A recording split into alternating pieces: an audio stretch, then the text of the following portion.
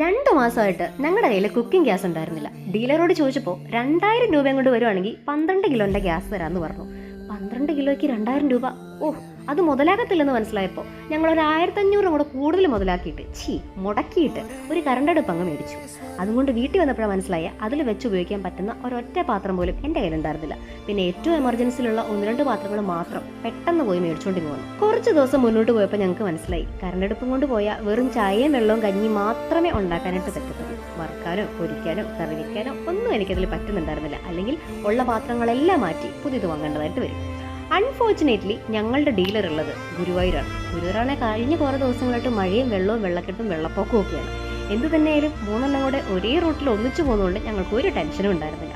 വെള്ളമെങ്കിൽ വെള്ളം, കെട്ടെങ്കിൽ കെട്ട്, എന്തായാലും പോയി ഗ്യാസ് എടുക്കാമെന്ന് തന്നെ ഞങ്ങൾ തീരുമാനിച്ചു. പോകുന്ന വഴിയും വരുന്ന വഴിയാണ് നിങ്ങളിപ്പോൾ ഈ കണ്ടത് മുഴുവൻ. എന്തു തന്നെയായാലും ഗ്യാസ് വീട്ടിലെത്തി.